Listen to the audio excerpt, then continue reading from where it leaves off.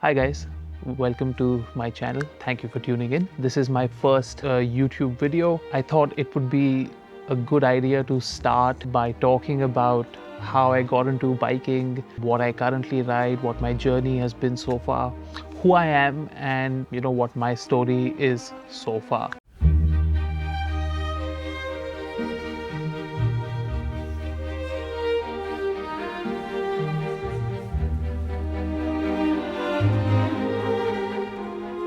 So I grew up in the hills of North India in a boarding school in Missouri. And ever since I was a little boy, I always loved motorcycles. I still remember my first memory of a motorcycle was being sat on top of the fuel tank of a beautiful Royal Enfield Bullet. It belonged to a friend of my father's. He decided to take me out for my first ride, and I was seated on top of this tank, holding onto the handlebars, feeling the bike vibrate and going around the block. My uncle was also a big biker. He owned a Charisma, a Honda CBR 250, then went on to get a Triumph Street Triple. It's just ever since I was very young, I've just always found a lot of happiness being on a bike, whether that's riding it, whether that's being a pillion. So yeah, motorcycles have been part of my story, of my life so far. As with everybody, my life has been very exciting, has had ups and downs, and the one constant that has been very helpful for me and what has allowed me to de-stress, find peace, find happiness, has been motorcycles for a very long time. So my story and my journey with motorcycles properly began when I went to, Pune in India to read law. And I was at Cimba and I's law school in Pune. I'd been in a boarding school all my life, so it wasn't when I reached Pune, I had enough of hostels, and I decided that I need two things. First, I want my own apartment, and second, I'd like a bike. Convincing my mum about the first request or demand was fairly easy. Convincing her about the second, as is the case with all young boys, was extremely difficult and was another thing entirely. So, long story cut short, my uncle was selling his Charisma, and that was my first bike. A beautiful 2006 red Charisma with the metal lettering on the fuel tank. So my favorite version of the bike. I didn't really like the one that came later with the stickers. And yeah, that was my first foray into motorcycling. I still remember the bike was being shipped from Delhi to Pune, and it was my grandfather, who's a legend, bless him. He decided he would help get the bike to me. We're all petrol heads in my family. Even my mum, she's a big petrol head. My grandfather's a big petrol head, so he was very excited that I'm getting my first bike. So he had it very carefully, wrapped. He kept me updated throughout. And I still remember I bunked college that day. Sorry, mum. And went to get the bike from this place called Nigdi, which was the transport depot, which still is, I believe, the transport depot in Pune. Seeing that bike first being unloaded from the truck and unwrapping it, I still remember doing a terrible job of screwing the mirrors in because I had no idea how to screw even a mirror in. I was a complete novice, but I was so happy. I'd saved up enough money to buy an LS2 helmet, which back in the day was amazing, right? Like LS2 was the shiz. And I got these gloves, and that was the extent of my gear. So that began my journey. That was my first motorcycle.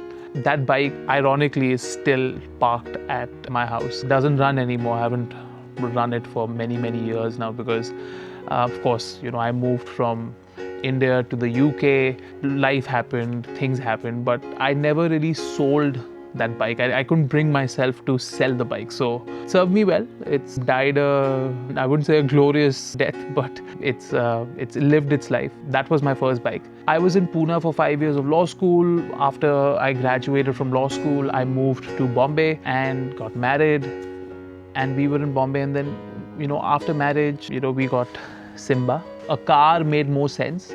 And of course, biking was always in the back of my mind, but I took a break for a couple of years, let's say.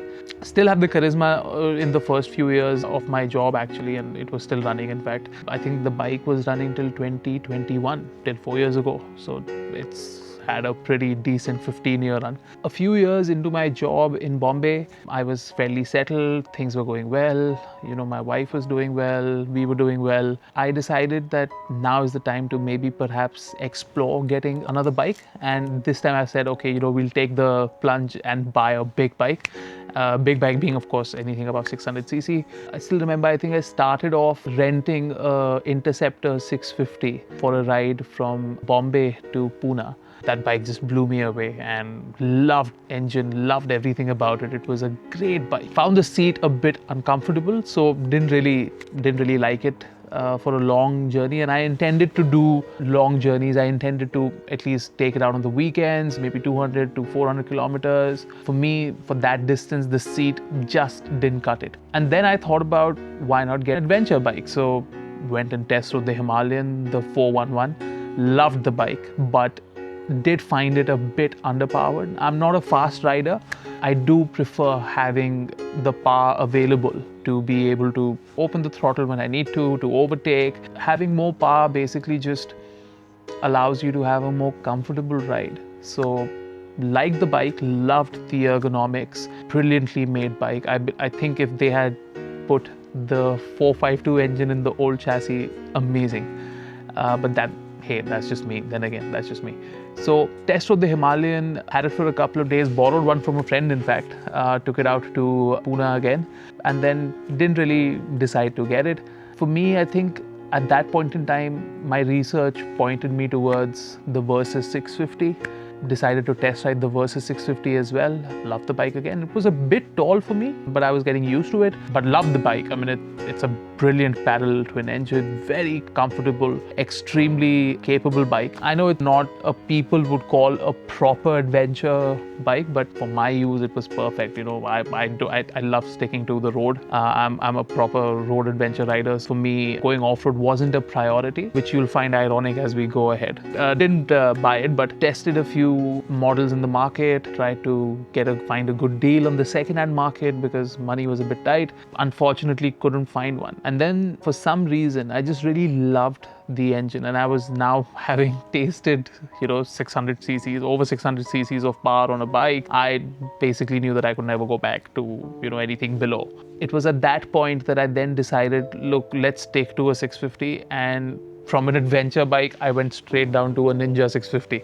Found a great deal on a used Ninja 650 and decided to take the plunge. So that was my first big bike, the Ninja 650. Got the Ninja 650. It was honestly, Mike, I had a lot of concerns with the bike before I bought it, before I used it. Whether it'll be okay for Indian roads, whether, I'll have issues with ground clearance, because the ground clearance it's horrible for Indian roads at least. But that bike was just sublime. Power on that bike, its exhaust note, the induction roar, the comfort for a fairly sporty bike, the handling, the weight. It's a perfect beginner bike, what we refer to as beginner bikes here in the UK, the West. It was amazing. I absolutely loved every minute that I spent with that bike. Took it to Goa many times, took it to lots of places nearby in Maharashtra, and just had an absolutely wonderful time with that bike. And that bike I bought in 2019 or 2018. I don't remember now. Great bike, served me for a couple of years. Essentially what kick-started my journey into big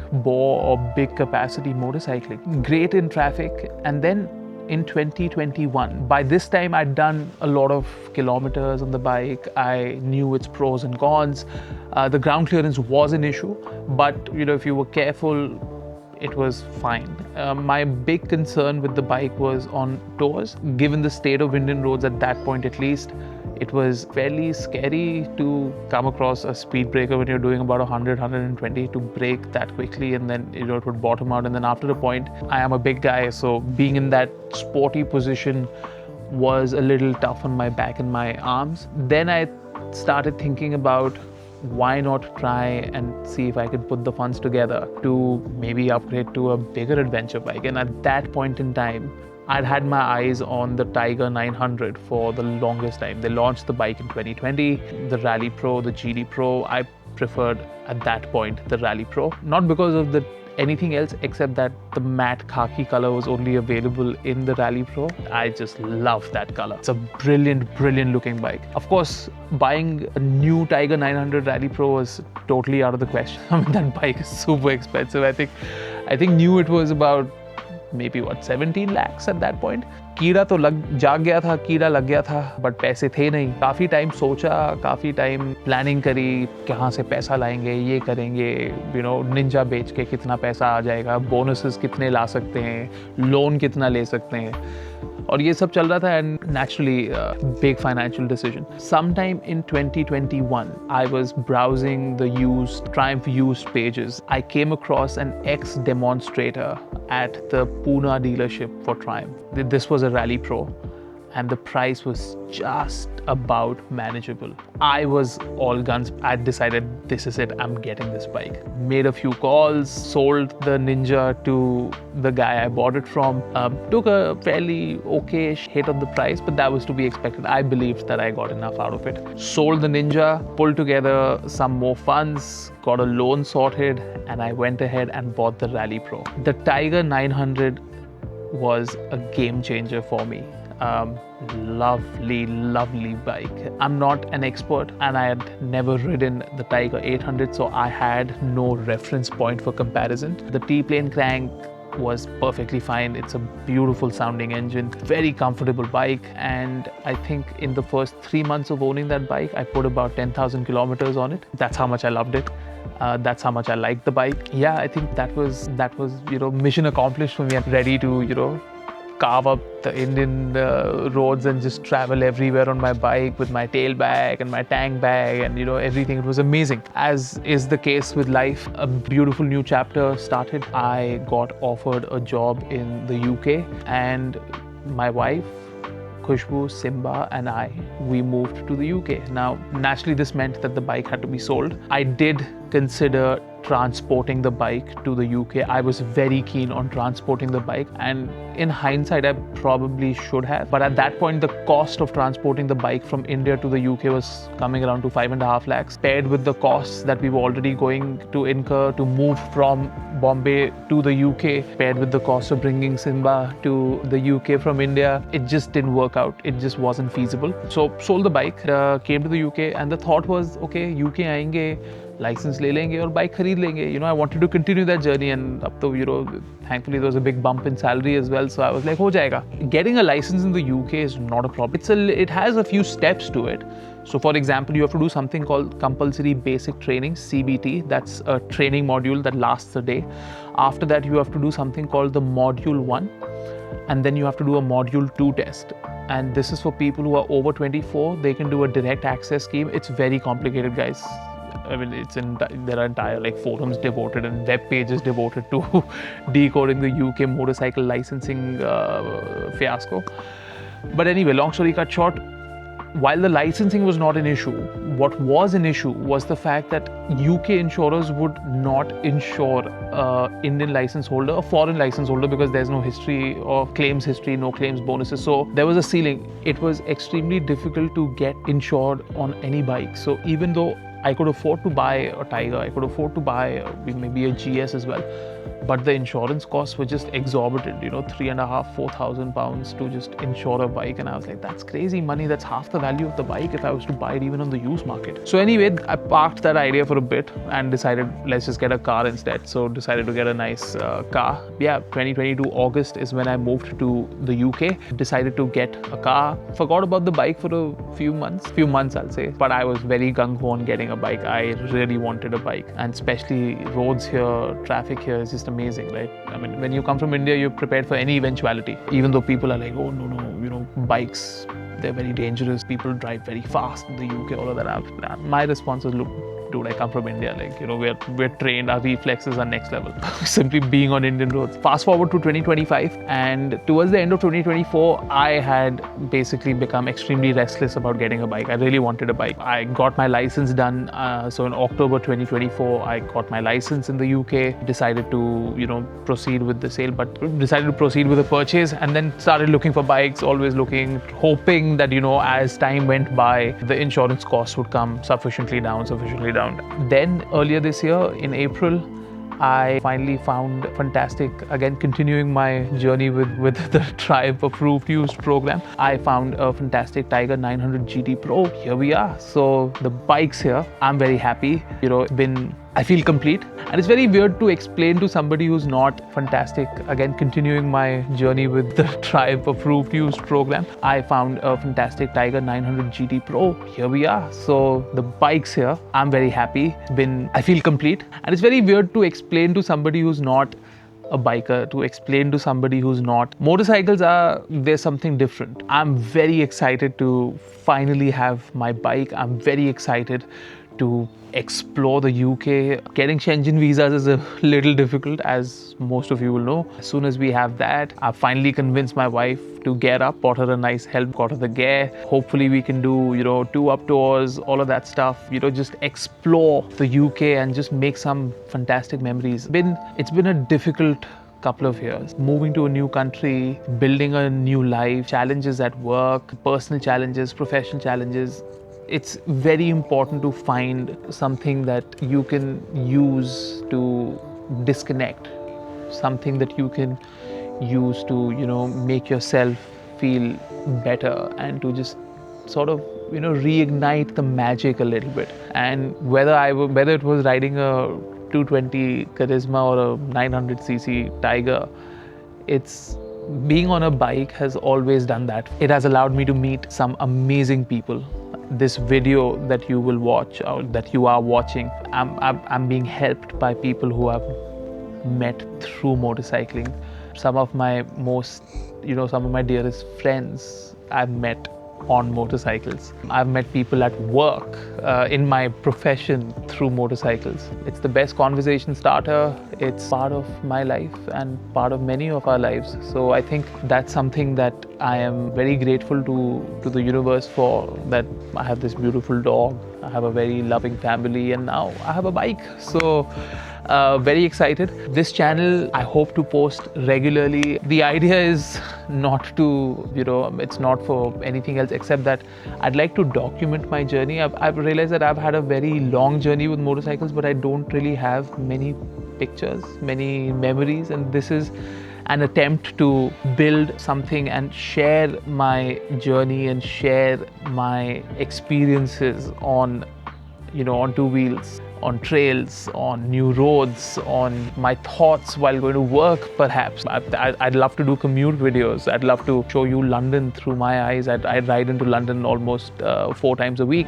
to discover this beautiful country. I have an opportunity to be here, which not many people get. It's great, and hopefully maybe in a few months, a year, maybe a couple of years, I'd love to do a tour in India. I've been to Ladakh many times, but never, recorded it, never sort of posted about it, and I would love to do that. That's been me.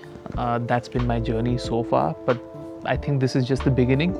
I think there's a lot more to come. In the next video and then on my socials, I'll show you more. I'll show you my bike. I intend to post a few more videos. Hopefully this is the start of something amazing, and I'd love for you to join me on this journey.